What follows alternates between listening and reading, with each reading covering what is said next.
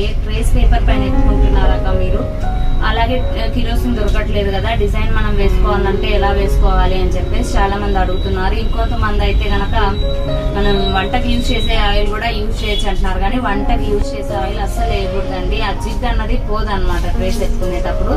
వేసుకుంటే కిరోసిన్ వేసుకోవాలి, లేదంటే ఇప్పుడు నేను మీకు ఇంకొక టిప్ కూడా చూపించబోతున్నాను. సో అందుకే ఈ వీడియో అనేది స్టార్ట్ చేశాను. ట్రేస్ పేపర్స్ పైన డిజైన్ ఎత్తుకుంటే ఏమవుతుందంటే ఒక బ్లౌజ్ 2 బ్లౌజులకు వేసుకోగానే ట్రేస్ పేపర్ అన్నది చిరిగిపోతుంది. సో ఇంకోటి ఏంటంటే మనం కిరోసిన్ తో వేసుకునేటప్పుడు హోల్స్ ఎక్కువగా పడటం వల్ల డిజైన్ కూడా ఖరాబ్ అయిపోతుంది.